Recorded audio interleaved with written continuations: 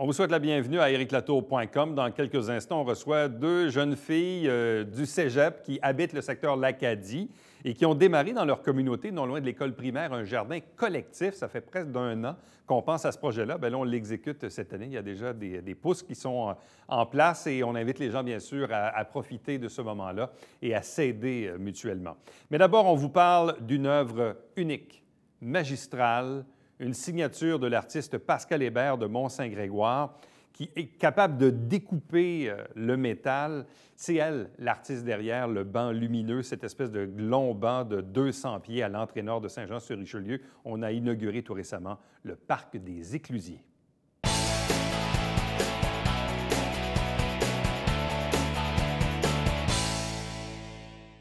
Inauguration du Parc des Éclusiers. Ça s'est passé il y a quelques jours à Saint-Jean-sur-Richelieu. Vous savez, on est en train de revitaliser le centre-ville depuis quelques années. On a refait l'entrée sud. Là, cette fois, c'est l'entrée nord. Il y a le pont qui va suivre, éventuellement la rue Richelieu, la place du Quai. Mais visiblement, le banc lumineux de 200 pieds de long frappe l'imaginaire collectif. Et c'est l'œuvre d'une artiste qui est avec nous aujourd'hui, Pascal Hébert, alias Métal en jupe. Bonsoir et bienvenue. Bonsoir. À quel moment vous a-t-on demandé de réaliser l'œuvre de l'entrée-nord? Ça fait quand même 2 ou 3 ans, je crois, étant donné qu'il devait faire l'entrée nord avant l'entrée sud au départ, tout ça. À ce moment-là, on m'avait demandé de faire un banc avec des motifs de bateau. Mais c'est ensuite qu'on a... Ça part comme ça? Oui, ça part comme ça. On veut un banc motif de bateau? Oui, exactement, rétroéclairé. Par contre, là, on s'est mis un peu à se dire, bien, tant qu'à faire des bateaux, on va faire ceux du Richelieu, lesquels sont passés. Donc, j'ai commencé à fouiller vraiment dans les archives là, pour avoir le plus d'informations possible. Quand on est une artiste, est-ce qu'on aime ça, avoir une commande claire? C'est-à-dire, on dit, OK, voici ce qu'on veut à peu près. On veut un banc, on veut du rétroéclairage, on veut que ça raconte l'histoire ou que ça soit associé, évidemment, à la navigation. Puis après ça, on dit à l'artiste, go, vas-y, pars avec ça. Moi, ça me dérange pas. T'sais, je suis pas quelqu'un qui a peur de la page blanche. Je peux partir absolument de rien, mais avoir une commande avec plein de contraintes, je pense que moi et mon équipe, on était très bons solutionneurs pour se dire, bon, OK, il faut faire ça, on va le réussir, puis on va trouver des façons. Donc, des fois, c'est la forme selon la fonction, la forme selon les contraintes, ou la page blanche, moi, peu importe. Pourquoi on a pensé à Pascal Hébert de Métal en jupe? Je sais pas, je suis très flattée. Bien, c'est parce que je pense que c'est ça. On a vu mon travail de découpe dans le métal, donc je pense que vu que c'est un banc, c'est en fait c'est la régisseure culturelle Dominique. Oui. À qui j'ai parlé la semaine passée, parce que j'y ai posé la question à Dominique. J'ai dit pourquoi vous avez choisi cette dame-là? Bien, elle dit, elle vient de Saint-Grégoire. Je serais curieuse. On la connaissait déjà un peu, on savait ce qu'elle était capable de faire. Oui. Donc, rapidement, j'ai comme l'impression qu'il y a eu un déclic là, qui s'est fait au service des loisirs. Oui, je pense que l'agente culturelle est très bonne là, pour faire une association, projet avec l'artiste. Elle se dit, bon, ça va être un bon match, là, ça va être une réussite. Bon, là, une fois qu'on a la commande, puis là, après ça, qu'est-ce qu'on fait? On fait des plans, on l'imagine, on fait de la recherche, on modifie des trucs, on a des délais à respecter. Comment ça se fait, tout ce travail-là? C'est sûr que moi, je reste quand même une artiste dans le fond de moi-même, là. Donc, l'organisation, les délais, c'est quelque chose que je trouve plutôt difficile. Puis, surtout dans les dernières semaines, j'imagine? Oui, bien c'est ça. Bien, surtout qu'en fait, c'était censé être à l'automne, ça l'a décalé. Donc, moi, j'avais d'autres projets entre-temps. Puis après, bien moi, plus j'ai du temps, plus j'en mets. Si ça avait été dans 10 ans, je pense que j'aurais passé 10 ans là-dessus. Là. Mais je sais pas. Bien, en fait, c'est beaucoup de détails, beaucoup de plans, beaucoup de graphiques, beaucoup de tableaux Excel, puis un entourage aussi pour m'aider à visualiser qu'il ne manque rien. Là. Bon. Qui est cet entourage qui vous accompagne? En premier lieu, j'ai Tommy Beauregard. C'est mon partenaire de shop depuis toujours, conjoint, ami, tout ce qu'on veut. On fait les 100 coups ensemble. L'installateur, lui, je l'appelle gentiment mon couteau suisse parce qu'il y a tous les atouts, tous les outils possibles. Là, il va nous trouver toujours des solutions. Donc, à deux, on fait une super équipe. Puis j'ai aussi une grande amie à moi, Véronique Baudet, qui, elle, c'est l'organisation. C'est OK, on va réussir nos objectifs, puis c'est toujours le challenge. OK, aujourd'hui, c'est ça qu'on canne. Puis ça, j'avais besoin de ça, là, à cette ampleur-là de projet. Donc là, il fallait imaginer les tableaux et ensuite les recréer avec le matériau? Oui et non. C'est sûr que quand je fais ma découpe, c'est à la main, puis c'est un coup, parce que si je découpe après, c'est pas vrai que je vais aller ressouder un petit morceau, là. OK. Je peux pas me tromper, là. C'est comme un dessin à main levée, puis c'est celui-là, puis c'est tout. Donc, c'est sûr que moi, je me suis quand même fait un plan global d'à peu près tous les dessins parce qu'il fallait d'abord que je fasse une recherche historique pour voir sur 200 pieds quelle importance j'accorde à chaque section. Si j'arrive avec un... Moi, ma crainte, c'était d'arriver avec un bateau super détaillé parce que c'est une photo en 1800, fin 1800, mais qu'au début du siècle, j'ai juste des plans. Est-ce que je vais être capable de réussir? Il y a beaucoup de bateaux que j'ai dessinés à partir de plans, juste en sachant les grandeurs, en m'imaginant les voiles, d'autres des photos. Donc, c'était tout de concilier tout ça. Puis ensuite, j'ai fait une espèce de sketch général. OK. Après, je détaille, mais le détail final est en découpant. Bon. On découpe comment? C'est quoi comme type de matériau à travailler? Bien là, j'ai choisi... moi, dans la vie, je peux découper à peu près n'importe quoi, mais là, j'ai choisi l'acier inoxydable pour la dureté, la longévité. Ça se coupe facilement? Bien, moi, ce que j'utilise, c'est un plasma. En fait, c'est une torche électrique propulsée à l'air, donc il n'y a pas de gaz. C'est sûr qu'il y a quand même une émission là, qui peut être toxique. Donc, j'ai vraiment, justement, Tommy m'a fabriqué une table pour le projet sur mesure. Et on peut être assez précis dans la découpe, parce que même on regardait certaines images de bateaux où il y a quand même beaucoup de détails. Donc, on réussit avec ce genre d'outils à être très précis. Bien, j'ai le goût de dire que c'est pas tout le monde. Parce que c'est pas facile. Il faut avoir le bras solide. Puis, en fait, c'est que le trait, il est à peu près, je te dirais, une précision d'un 16 de large. Par contre, il faut être stratégique. Quand on est rendu à découper des petits morceaux à la dentelle, il faut comme couper ailleurs, revenir, recouper ailleurs, parce qu'il y a toute la torsion de chaleur qui vient se mettre en jeu. Si on reste trop longtemps à la même place, on vient fondre le métal. Il faut toujours calculer la vitesse, dépendamment de l'épaisseur. Est-ce qu'il y a eu en cours de processus des reprises où, je ne sais pas, ça, je ne l'aime pas, je le fais, je le recommence, je ne sais pas ce qu'il y a eu... Non. Pas tant que ça? Non? Non. Wow! Oui, je m'étais dit, OK, il y en a que je vais recommencer, mais ça a super bien été, là, sincèrement. C'est sûr que quand que je commençais, comme je voulais faire plusieurs perspectives. Je voulais que l'œuvre, on puisse avoir, exemple, de la bande du canal, qu'on comprenne quelque chose. Donc, j'ai fait des visages assez grands parce que les bateaux, si j'arrive pour faire je voulais avoir, admettons, un gros plan de bateau. Bien, c'est sûr que le bateau, c'est tellement long, tu sais, c'est à peu près 12 pouces par 8 pieds. Bien, il était toujours au loin. Alors, j'ai joué avec les premiers plans en incluant des personnages. Donc, ce qui est difficile, le plus difficile, c'est de faire les personnages. Parce que un petit coup comme ça, si quelqu'un m'accroche dans l'atelier, je viens de couper un œil puis c'est fini, là. Est-ce que c'est long, faire la découpe? Bien, quand même, là, c'est un procédé qui est assez long, mais je t'avouerai qu'après depuis ce projet-là, j'accote la machine, là, le CNC. Avez-vous comptabilisé le nombre d'heures passées sur ce projet-là? Non, pas vraiment, mais je suis mieux de ne pas le faire. Mais des fois, il y a des journées on dirait que tout va bien, ça y va tout seul, les idées y arrivent, mais il y a des journées des fois, il y a des scènes un peu plus difficiles que je voulais créer, des scènes de guerre surtout, que là, je me disais comment je vais m'y prendre. Est-ce que c'est la plus grosse œuvre à vie? Jusqu'à maintenant, oui. Wow! Parce que je dis ça tout comme ça jusqu'à maintenant. Mais oui, effectivement, c'est ce que j'ai fait de plus grand. Et on parle beaucoup d'histoire, mais l'histoire de Pascal Hébert et de Métal en jupe, c'est quoi? C'est l'histoire d'une fille qui a étudié en design d'environnement. J'étais en art aussi au cégep. J'ai fait aussi du design d'événements. Moi, ce que j'aimais, c'était beaucoup le concept de design éphémère, de sur-mesure. J'ai fait du design d'intérieur, plein de choses, mais je me suis toujours intéressée autant au dessin, au design qu'à la fabrication, ce qui m'a un peu sauvée parce que souvent, les coûts de fabrication sont chers.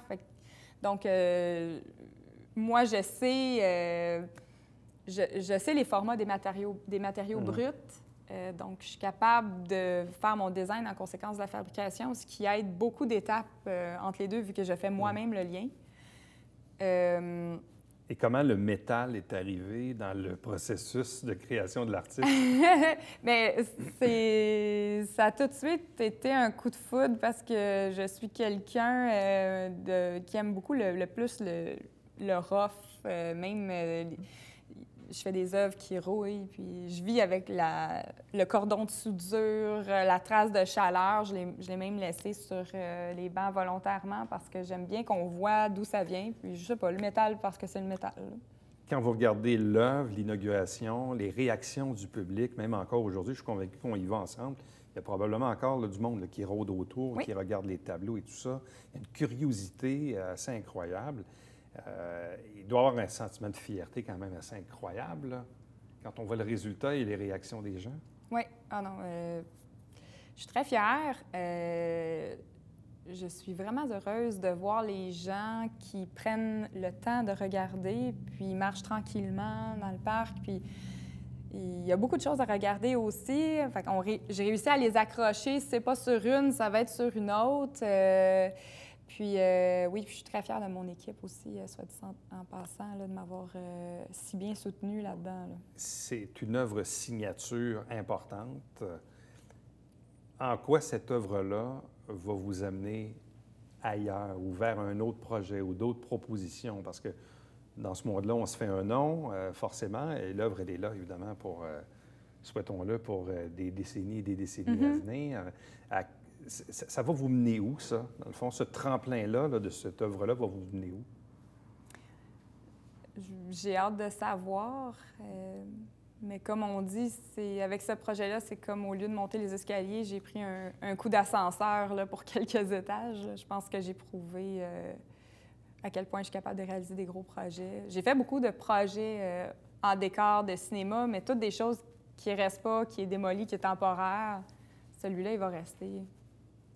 C'est ça qui est bien. Et je sais que c'est une préoccupation des gens parce qu'on est dans un environnement public. Les gens se disent, bon, on souhaite tous, évidemment, qu'il n'y ait pas de vandalisme. Mais malheureusement, il va peut-être finir en avoir avec le temps et tout ça. Comment on vit avec cette possibilité-là ou cette crainte-là qu'il y ait un jour, malheureusement, peut-être, oui, du vandalisme ou peut-être même qu'on ait à le réparer, qui sait? C'est sûr qu'il y a cette crainte, mais en même temps, j'ai choisi les matériaux en conséquence. Plein de monde me dit « Est-ce que c'est de la vitre? » Je dis « Oui, mais elle est trempée, c'est comme une vitrine. Oui, c'est assez... C'est ça, c'est assez épais. C'est sûr qu'on a fait des tests nous-mêmes. On n'est pas à l'abri du vandalisme, mais ce que j'ai aimé, c'est en me promenant, même je suis retournée 2-3 fois, il y a des gens qui me parlent puis qui disent « Ah, j'habite pas loin, je regarde souvent. » Il y a des gardiens. Oui! Mais c'est terre ouverte beaucoup. Oui. C'est sûr que c'est assez visible. C'est assez passant aussi, même oui. à toute heure du jour, même la nuit.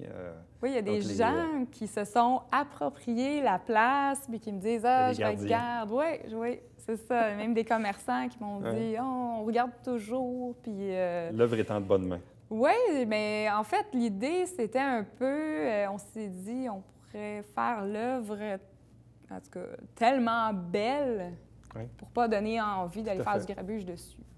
Tout à fait. Bien, Pascal Hébert, merci beaucoup. Félicitations encore une fois. Et je pense que c'est une œuvre qui va marquer probablement des générations. Merci. Merci. Restez avec nous, puisqu'au retour, on vous parle d'un projet de jardin collectif dans le secteur de l'Acadie.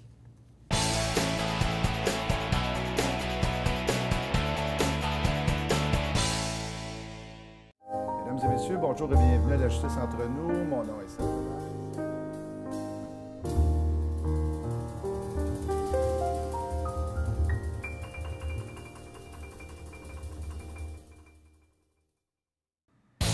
Salut, ici Alexandre Baudouin. Et François Trépanier. François, cette semaine à Sport Express, sur les temps politiques, on dirait l'honorable Claude Raymond. Oui, on parle de la classique Claude Raymond, du fond Claude Raymond et peut-être du retour des expos. Ça va être toute une émission à coup sûr. Manquez pas ça.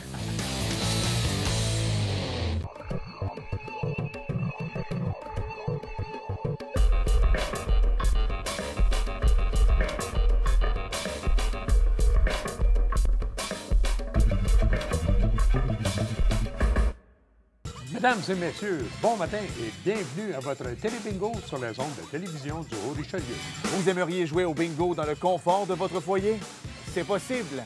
Tous les dimanches matins, 9h30, à la télévision du Haut-Richelieu, maintenant en haute définition au 609. C'est 4 000 $ en prix à chaque semaine. Pour vous procurer les livrets du télébingo, c'est facile.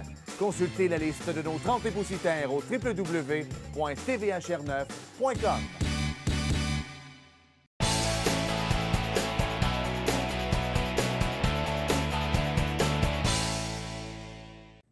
Nouveau projet, jardin collectif dans le secteur de l'Acadie, non loin de l'école primaire Napoléon Bourassa. Deux invités pour en parler. Les initiatrices du projet, Esther Lafontaine, bonsoir. Bonsoir. De même que Sarah Snieg. Bonsoir et bienvenue. Bonsoir. Bon, ça fait un peu plus d'1 an que vous travaillez sur ce projet-là. Expliquez-nous un peu comment ça a commencé, qui a eu l'idée et pourquoi on a fait ça là, du côté de l'Acadie. Bien, dans le fond, j'ai vu un documentaire vraiment intéressant. Ça s'appelle Demain. Et ben, dans le fond, dans le documentaire, il parlait de façon d'améliorer la vie au quotidien de façon plus écologique, puis plein de trucs comme ça. Et puis, il parlait aussi de faire des jardins collectifs et communautaires dans les endroits proches de chez nous, donc accessibles à tout le monde. Et donc, j'ai pensé qu'on pourrait faire ça à l'Acadie parce qu'il y a la communauté, je pense qu'il y a beaucoup d'activités, Ouais. mais je me suis dit que ça pourrait être une bonne addition à notre communauté. Oui, Bon. comme Sarah et moi, on vit à l'Acadie, dans le fond. Donc, c'est pour ça qu'on a décidé de l'implanter à l'Acadie, à cause que, comme tu viens de dire. Mais c'est aussi, les activités qu'il y a à l'Acadie, c'est pas nécessairement des activités qui vont être extérieures. Et s'il y en a qui sont extérieures, c'est pas des activités qui sont ouvertes à tout le monde nécessairement.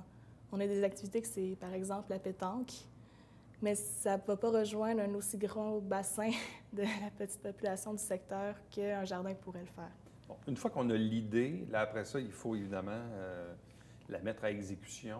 Comment l'avez-vous présenté à la communauté? De quelle façon êtes-vous allé chercher des permissions? Bien, petit à petit, on a commencé à en parler avec des gens autour de nous, puis on a reçu beaucoup d'aide par les personnes qui se sont rajoutées au projet.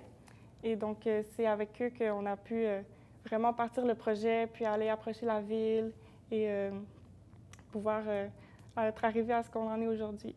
Bon, et là, on est 1 an plus tard, évidemment. Là, le printemps s'achève, l'été arrive bientôt. Là, si on y va aujourd'hui, là, ça ressemble à quoi? Bien, présentement, on a une dizaine de jardinets qui sont déjà installés, qui sont déjà avec plusieurs plants et semences en terre. En fait, on a eu beaucoup de chance à cause qu'au début, on était un petit peu inquiète à cause qu'un jardin collectif, c'est pas un jardin que... C'est différent d'un jardin communautaire, donc c'est pas chacun qui s'occupe de leur parcelle, c'est une parcelle qui appartient à tout le monde, qui est commune. Donc, on s'inquiétait de comment on pouvait avoir les plans. On a décidé de s'adresser à la population, à pouvoir s'il des donneurs qui seraient intéressés. Et on a eu des très bons Samaritains, honnêtement. C'est incroyable la réponse qu'on a eue. On a eu plusieurs plans, on n'a rien eu à débourser pour les semences, etc. Qu'est-ce que les gens vous ont donné? Plein de choses. On a des tomates, des poivrons, des citrouilles, des fines herbes. On a vraiment énormément de choix. On a aussi des outils. On a eu de l'aide bénévole pour pouvoir remplir les bacs. En fait, la terre, ça a été fourni par la ville. Puis c'est nous, en fait, qui devions se charger de l'aménagement du terrain. Donc, une fois qu'on avait la terre, il restait juste à avoir les outils pour planter avec les semences. Quelle est la dimension du jardin collectif? Là? Visuellement, c'est grand comment? Bien, c'est assez grand. En fait, comme c'est un ancien terrain de pétanque, bien, il y a une partie du terrain qui c'est plein de gravelle. Ouais. Donc, on a décidé, c'est ça, comme Esther disait, de faire des jardinets. Donc, en ce moment, on en a 10 ou 12 jardinets de 8 par 4. 8 pieds par 4 pieds, oui. Ouais. OK. Donc, puis, il reste encore un espace où on va le garder pour mettre des tables et pour qu'il y ait un petit endroit commun là, pour manger ou pour... Et là, c'est accessible, les gens peuvent y aller, les gens peuvent contribuer. Comment ça fonctionne? En fait, on a décidé dès le début de faire un jardin qui serait gratuit, donc le plus ouvert possible à la population. Mais pour question de sécurité et faciliter la gestion du jardin, on a décidé d'installer des cadenas. Donc, les cadenas, ça va être des cadenas à numéros. Et en fait, les numéros vont être partagés via notre page Facebook. On a un groupe Facebook pour les membres du jardin. Comme je disais, c'est gratuit, c'est juste une formalité pour qu'on sache qui y va. OK. Et là, vous êtes combien de membres à ce jour?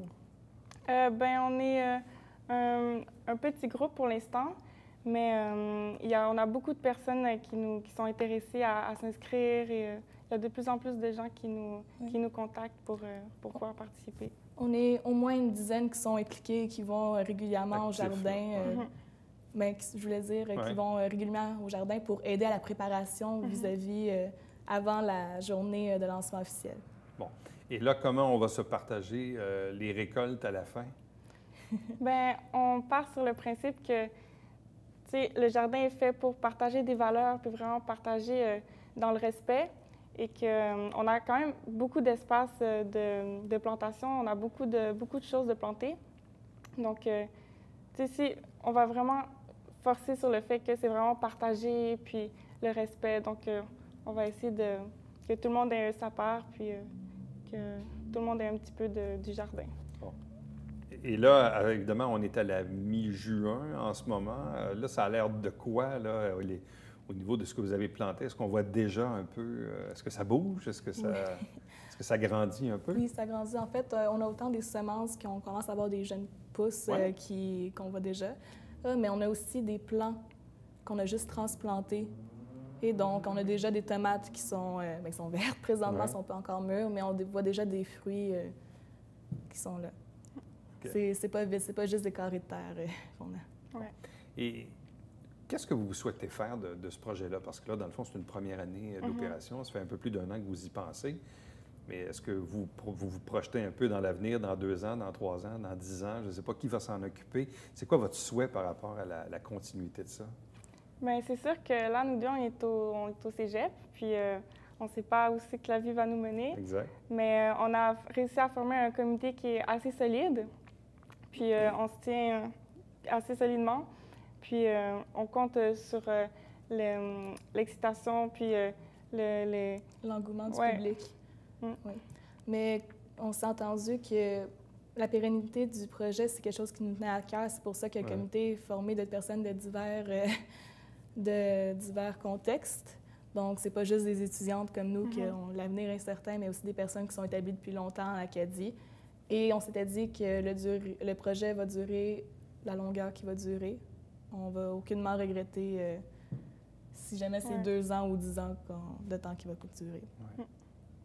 Mais pour vous, est-ce que ça correspond à ce que vous souhaitiez au départ quand vous avez eu un peu l'idée ou l'inspiration? Bien, c'est sûr que on a prévu de pouvoir offrir aux gens plusieurs activités, puis ça sur plusieurs années. Donc, c'est sûr que le plus longtemps ça dure, le mieux ça va être. Puis pour nous, puis aussi pour la communauté, parce que le plus longtemps les gens pourront y aller puis en bénéficier. Et quand on parle parce que tantôt on faisait référence aux jardins communautaires, à ne pas confondre avec les jardins collectifs, on a l'impression que c'est je ne dis pas une mode, mais on sent qu'il y a un courant en ce moment. Puis je sais qu'il y a ailleurs aussi là, où il y a de ce genre de projets-là qui naissent un peu. Est-ce que ça aussi, ça vous inspire un peu positivement pour l'avenir de voir que collectivement, les gens peuvent maintenant s'organiser entre eux? Il y a une mission sociale à travers ça. Là. Oui, mais au-delà du fait qu'on plante des légumes dans un jardin, c'est vraiment le courant de passé qui est derrière ça qui nous intéresse. Et de voir qu'il y a plusieurs jardins qui sont ouverts, notamment à Saint-Jean-sur-Richelieu. Oui. Eux, ça démontre que c'est possible et que l'entraide est possible même entre jardins. On a eu de l'aide de certaines autres personnes, on a aidé d'autres jardins. Donc, c'est vraiment pour promouvoir l'entraide et le contact entre les gens. C'est ça, il y a un message qui est fort, il y a une mission, il y a des valeurs sociales. C'est ça qui vous anime? Oui, oui. Puis surtout à l'Acadie, on va se servir du jardin pour faire des liens avec les personnes un peu plus âgées, puis qui sont assez nombreuses à l'Acadie. Puis il y a aussi des très jeunes familles, puis une garderie. Donc, tu sais, ça va servir à faire un lien dans tous ces gens-là, puis à inculquer des bonnes valeurs à tout le monde. Et vous êtes proche de l'école, fait qu'il y a un petit volet éducatif aussi, forcément. Exactement, oui. Dans le fond, on est encore notre première année, fait qu'on préfère bâtir solidement pour ensuite rajouter des morceaux. Mais présentement, on est déjà en partenariat qu'on appelle avec la garderie. En fait, la directrice des CPE, les Poussinots, à l'Acadie, est très intéressée par notre projet. Elle nous a supporté du début. Donc, on s'assure que les enfants pourront faire des activités dans le jardin pour s'impliquer. Oui. OK. Alors, nouveau projet, jardin collectif dans le secteur de l'Acadie, non loin de l'école primaire de Napoléon Bourassa, première année d'existence. Donc, à vous deux, félicitations, un gros merci. Merci beaucoup. Et bonne chance pour la suite. Merci. Restez avec nous, puisqu'au retour, on vous présente le Babière quotidien.